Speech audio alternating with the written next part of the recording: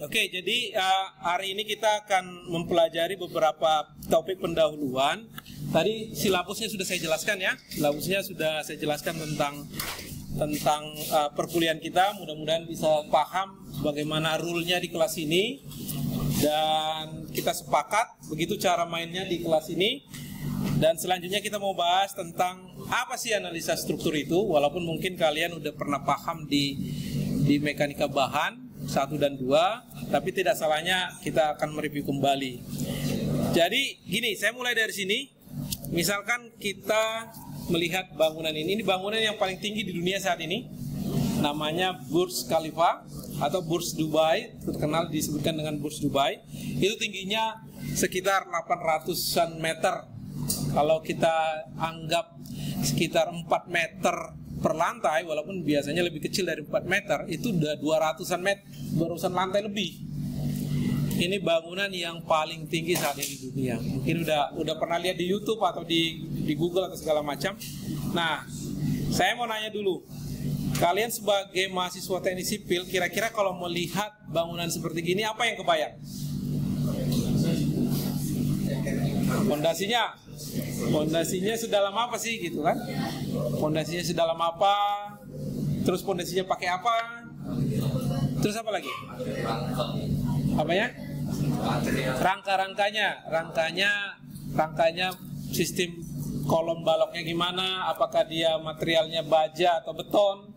Atau penutupnya itu dari kaca atau dari material yang lain? Terus apa lagi? Beban-beban yang diperhitungkan apa? Beban angin, beban gempa, atau ada istilahnya nanti saya jelaskan, beban mati, beban hidup. Beban hidup bukan diputusin pacar ya, atau uang yang dikirim orang tua udah hampir habis. Itu bukan beban hidup. Ya, terus apa lagi?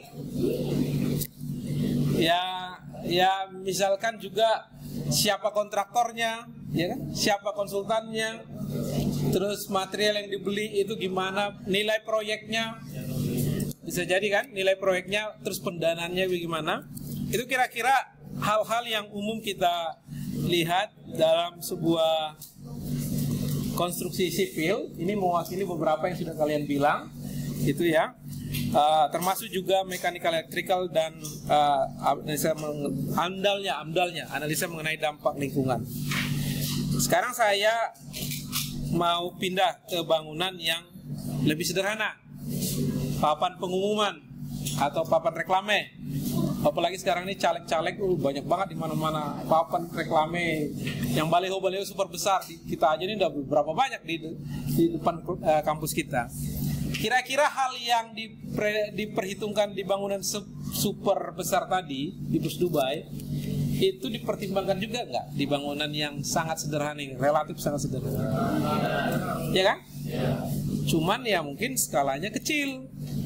Ya tadi skala besar, ini skala kecil.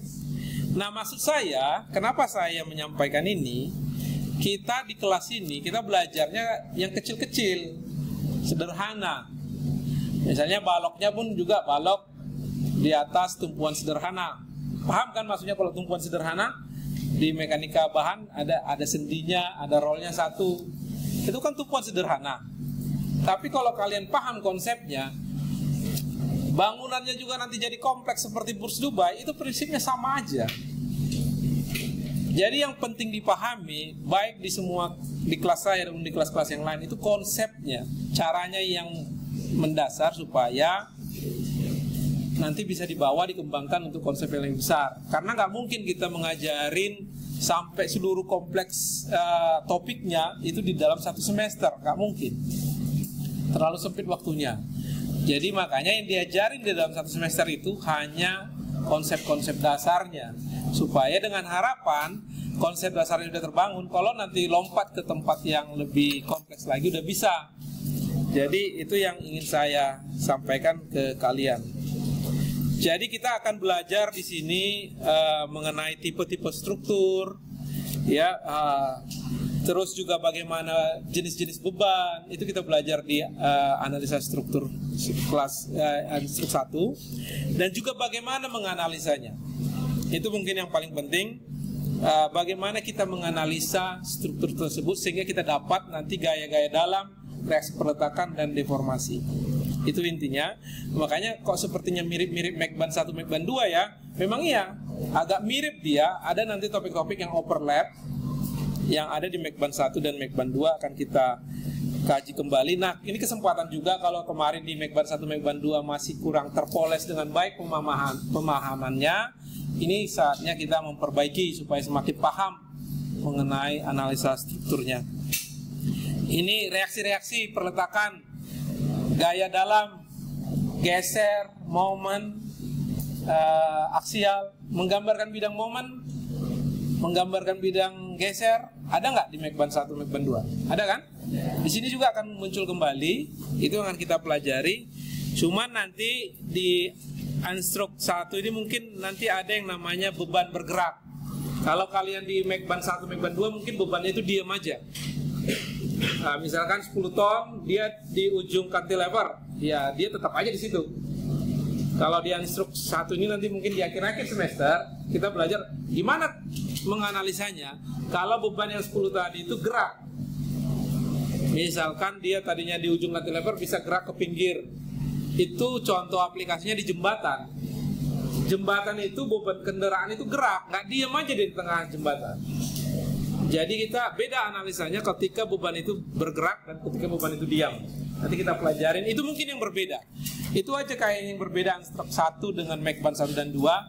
Ada pelajaran yang membahas tentang beban yang bergerak, bukan beban yang diam aja di tempat tertentu. Ya, itu makanya juga menghitung defleksi di Mekban 1 2 diajarin nggak? Misalkan gini, ada balok di atas tumpuan sederhana, dikasih beban 10 ton, berapa deformasi yang terjadi? Diajarin kan? Ya. Atau sedikit atau tapi ada kan diajarin kan? Nah, kita belajar itu juga di sini kembali.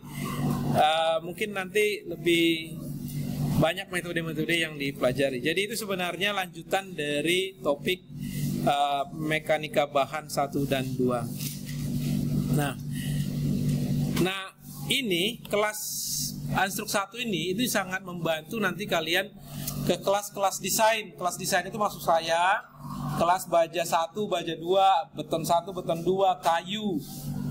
Itu apalagi ya? Itu aja kayaknya yang mata kuliah kita struktur yang mendesain. Kita ini sebelum kita bisa mengetahui misalkan ukuran kolom ini kenapa jadi 40 kali 40 misalkan, itu dari analisa struktur. Kita harus tahu dulu kolom ini mikul berapa besar bebannya. Itu yang tujuannya ke arah situ nanti mata kuliah ini. Jadi supaya kita paham maksud Unstruk 1 di perkuliahan teknik sipil. Nah, tadi saya juga sudah sampaikan kita akan banyak menggunakan, akan dibantu dengan software SAP 2000 menganalisanya secara komputer. Begitu kalian nanti kerja, hitungan manual itu udah hampir hilang. Jadi nanti kalau kalian kerja di konsultan struktur misalkan, itu hitungan manual itu udah digantikan dengan komputer. Nah, lantas mungkin ada yang berpikir, kenapa kita nggak diajarin aja komputernya? Nah, kalau kita langsung diajarin komputer, kalian itu nggak ada bedanya dengan operator. Bedanya operator sama insinyur itu bisa mikir. Dia tidak hanya mengoperasikan komputer. Kalau komputer dikasih input salah, keluarnya juga salah.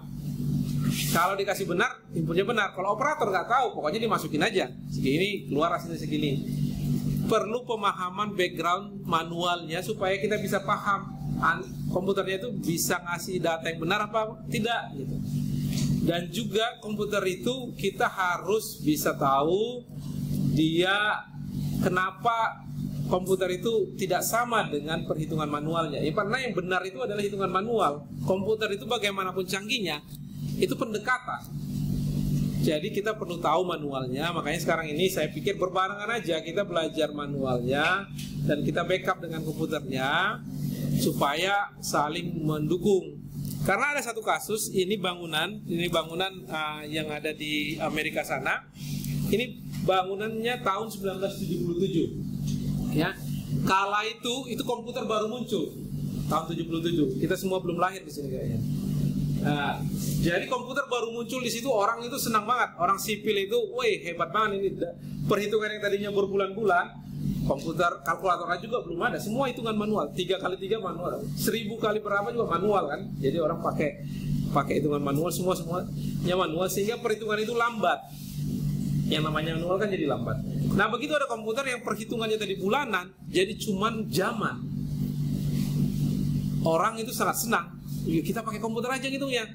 Nah, ini bangunannya tahun 77, tidak lama setelah itu runtuh karena insinyurnya tidak memahami bahwa output yang dikasih komputer itu salah. Dia kirain itu yang paling benar. Dia langsung terima apa adanya, ngebangun, ternyata komputernya ngasih hasil yang salah. Itu yang terjadi pada bangunan ini, makanya tidak lama setelah dibangun dia runtuh karena beban salju. Dia tidak tepat menghitung perhitungan bebannya. Jadi maksud saya, kenapa ini saya sampaikan di awal, kita nanti bakal menggunakan komputer, tapi harus hati-hati juga, karena tidak selamanya komputer itu benar, dan kita sebagai insinyur harus tahu kapan hasilnya itu masuk akal, kapan enggak. Taunya masuk akal apa enggak kalau kita tahu background ceritanya, kita tahu manualnya, kita tahu konsep-konsepnya. Makanya kita tetap perlu belajar secara manual. Jadi itu makanya saya mengharapkan kalian belajar manual, tapi juga akan melengkapi dengan kemampuan komputer. Lanjut ya. Nah, ini tipe struktur yang pertama yang mungkin kalian sudah kenal. Itu rangka batang, trasis kalau bahasa Inggrisnya. Ini sudah akrab dengan kalian mungkin di Mekban 1 dan Mekban 2. Rangka batang ini banyak sekali aplikasinya. Di jembatan, di rangka atap, di menara tegangan tinggi, di mana lagi? Panjat tebing yang ada di depan gedung C, gedung F, gedung apa tuh? C ya, itu kan rangka batang. Juga apa, menara air yang sering di rumah-rumah orang itu, rumah masyarakat, tower air, itu juga rangka batang. Apalagi di mana? Sutet ya, menara tegangan tinggi Sutet. Itu banyak sekali. Nah, itu ciri khasnya rangka batang itu elemennya banyak. Apalagi di Sutet, kalau kalian perhatikan itu satu Sutet itu elemennya bisa sampai 200-an. Tapi secara analisa struktur itu struktur yang sederhana. Kenapa sederhana? Itu kan hanya ada yang tarik, ada yang tekan. Itu aja, cuman itu dua biji itu aja. Ada yang tarik, ada yang tekan. Semuanya itu satu bagian, itu bagian tertarik, bagian tertekan. Itu saling sambung bersambung menjadi satu struktur yang besar. Ini dia contoh-contohnya yang ada di jembatan, ya. Ini mungkin pernah kalian lihat jembatannya. Nah, ini hubungan antar satu elemen dengan elemen yang lain itu dianggap dia hubungan sendi.